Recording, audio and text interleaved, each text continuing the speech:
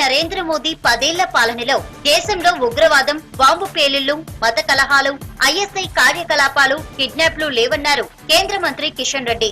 మోదీ ఉగ్రవాదాన్ని ఉక్కుపాదంతో అణిచివేశారని చెప్పారు. విజయ సంకల్ప యాత్రలో భాగంగా హైదరాబాద్ జూబ్లీహిల్స్ నియోజకవర్గంలో పర్యటించారు కిషన్ రెడ్డి. పేదల సంక్షేమం కోసం కృషి చేస్తున్న మోదీని మరోసారి ప్రధానిని చేయాలన్నారు. దేశంలో ఎక్కడ చూసినా బాంబు పేలుళ్లు, ఉగ్రవాద కార్యక్రమాలు, మత కలహాలు, కర్ఫ్యూలు ఈ యొక్క దేశంలో ఉండేది. కానీ 9 సంవత్సరాల తర్వాత ఒక్కసారి తిరిగి తీస్తే నరేంద్ర మోడీ గారి పాలనలో పూర్తిగా ఉగ్రవాద కార్యక్రమాలు లేవు. ఉగ్రవాదాన్ని ఉక్కుపాదంతో అణిచివేసి సిబిఐ, ఈడీతో బీజేపీకి సంబంధం లేదన్నారు ఆ పార్టీ ఎంపీ బండి సంజయ్. కేంద్ర దర్యాప్తు సంస్థల్ని శాసించే అధికారం తమ పార్టీకి గాని కేంద్రానికి కానీ లేవన్నారు. తాము కవితను అరెస్టు చేస్తామని చెప్పలేదన్నారు. తప్పు చేసిన వారందరినీ అరెస్టు చేయాలని డిమాండ్ చేశారు. ఆధారాలుంటే తప్పకుండా చర్యలుంటాయన్నారు. మలివిడత పాదయాత్రకు వెళ్లే ముందు కరీంనగర్ మహాశక్తి ఆలయంలో పూజలు చేశారు సంజయ్. కవిత లెటర్ రాశారు.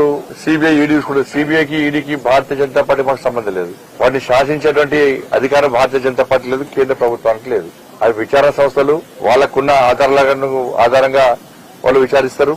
అరెస్ట్ అవుతుందని ఎప్పుడు అనలే. మేము తప్పు చేసిన అందరూ అరెస్ట్ చేయాలన్నాం. ఒక వ్యక్తి మీద, ఒక వ్యక్తుల మీద కాదు, ఎవరి మీద కానీ ఆధారాలు తప్పకుండా చర్యలు తీసుకోవాల్సి తీసుకుంటారు.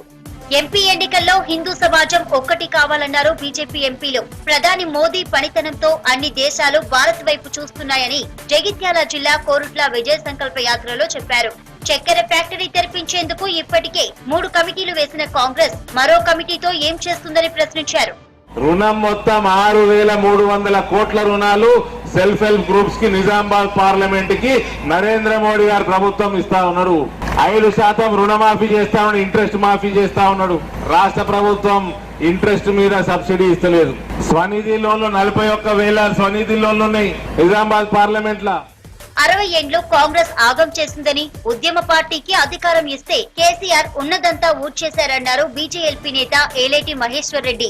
గ్యారంటీలు, వారంటీల పేరుతో డేట్లు, డెడ్ లైన్లు పెట్టి అధికారంలోకి వచ్చిన కాంగ్రెస్ నేతలు ప్రజలను మోసం చేస్తున్నారని విమర్శించారు మహేశ్వర్ రెడ్డి. గత బీఆర్ఎస్ ప్రభుత్వం లాగే కాంగ్రెస్ సర్కార్ వ్యవహరిస్తోందన్నారు నేతలు. గత ప్రభుత్వం మోసం చేసింది కదా, మరి మేమెందుకు మోసం చేయకూడదని మీరు అనుకుంటా ఉన్నారా? గత ప్రభుత్వం ఇచ్చిన హామీలు నెరవేర్చక ఈ ప్రాంత ప్రజల్ని 10 సంవత్సరాలుగా మోసం చేసింది కాబట్టి మేము అంతకన్నా 4 ఎక్కువ అబద్ధాలు చెప్తాం, అంతకన్నా 4 ఎక్కువ హామీలు ఇస్తాం అని చెప్పి ఎక్కువ హామీలు ఇచ్చి ఎక్కువ అబద్ధాలు చెప్పి ఈరోజు అధికారంకి వచ్చారు కదా. మరి ఈరోజు మీకున్నటువంటి బడ్జెట్ అలొకేషన్స్ లో మీరు ఇచ్చిన హామీల కోసం కావాల్సింది 3.5 లక్షల కోట్లు, మీరు కేటాయించింది 50,000 కోట్లు. ఆ డబ్బు కూడా పూర్తిగా ఖర్చు చేస్తారన్న నమ్మకం, విశ్వాసం లేదు.